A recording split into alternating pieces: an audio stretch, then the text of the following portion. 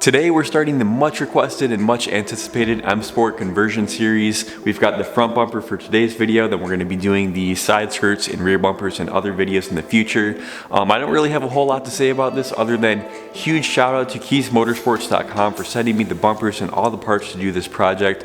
All the links will be down in the description, you guys already know. And then also just shout out to my friend Evan for transporting the stuff to and from the paint shop. But that's really all I have to say. Let's just jump right into this.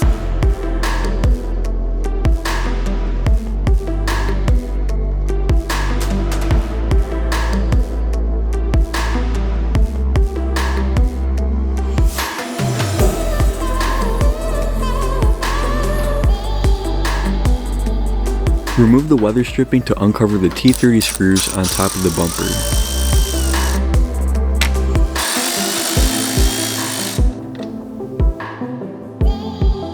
Remove the 8mm screws and body fasteners from the underside.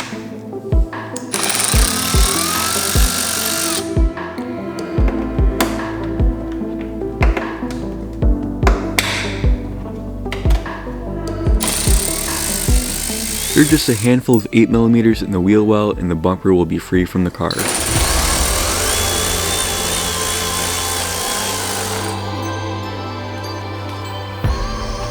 Pull back the fender liner to disconnect the fog lights. If you have parking sensors, there will be an additional connection on the passenger side.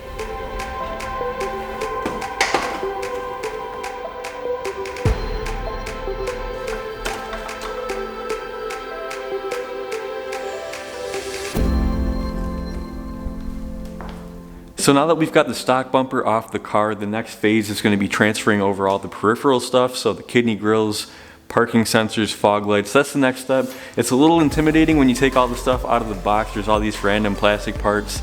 It almost looks like you're about to build some IKEA furniture, but we're going to tackle this one thing at a time and we'll get this done.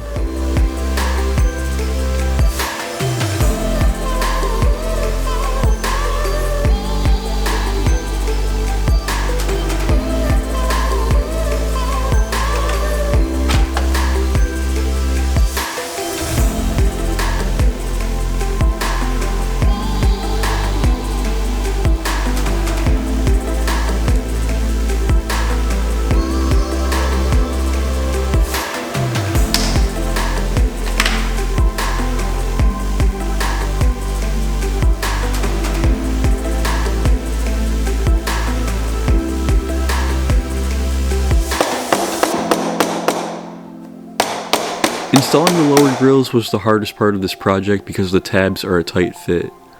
A rubber mallet will be your best friend, but be gentle so you don't break the grill. It didn't help that the plastic was cold. Remove the T25 screws and transfer over your fog lights.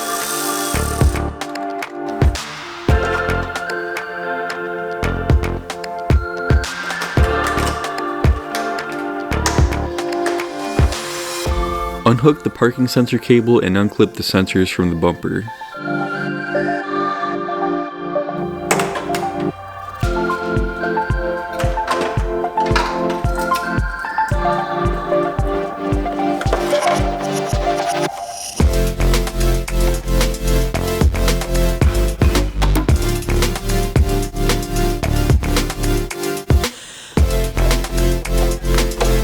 So I ran into a small issue here when I sent the bumper and stuff out to get painted. I forgot about these little like holders for the parking sensors. There's only 2 of them on the front bumper, and I guess I was thinking that the original one would have fit. This is like the factory parking sensor holder, and it's like 1% too big. So without drilling a hole in the bumper, this isn't gonna work. So what I'm gonna do is I'm gonna sand these and I'm gonna get these prepped for being painted, and I'm just gonna install them today, and then we can figure out the paint at a later time.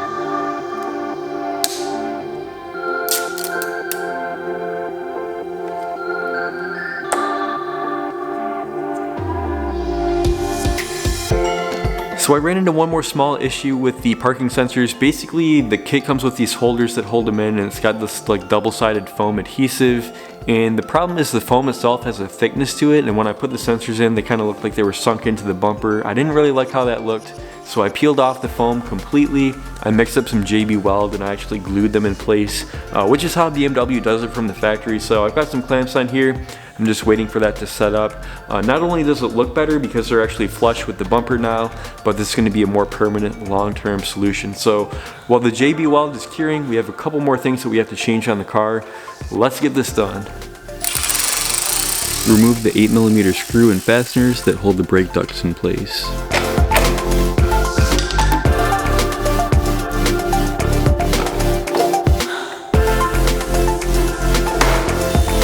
This bar needs to come out to accommodate the M Sport bumper. According to keys, only non-M Sport cars have this bar.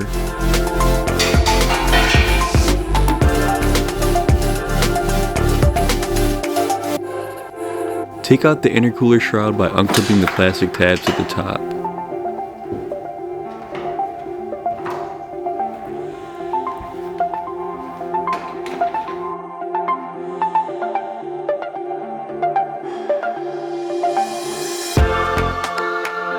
With the new shroud installed, you can install your new brake ducts.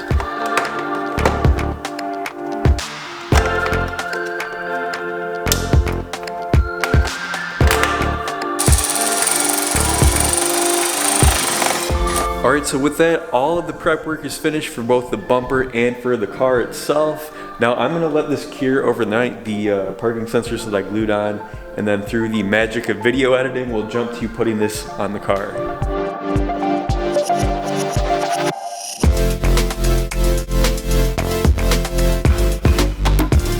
Alright, new day, same clothes. I gave the parking sensors a chance to cure overnight. We did all the prep yesterday. All that's left is putting this thing on the car. I'll probably just time lapse this part. Let's get this done with.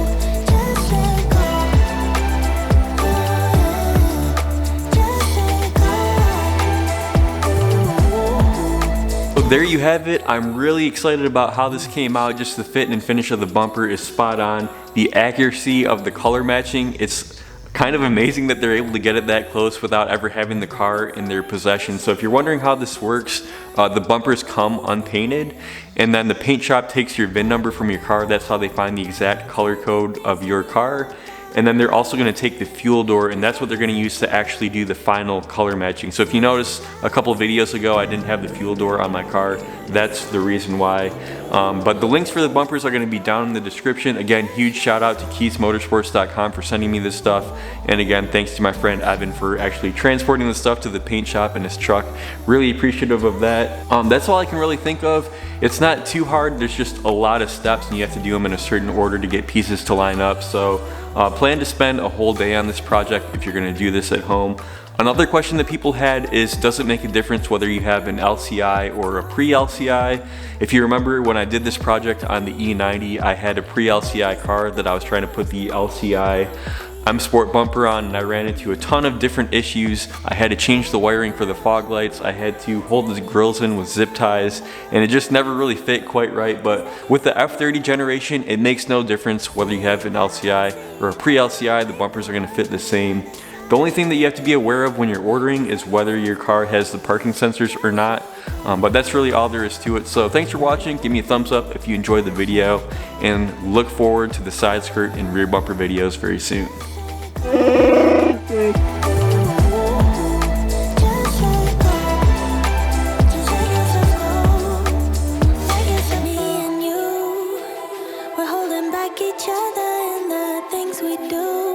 It's all so blue. Yeah, what if we could grow just like the flowers through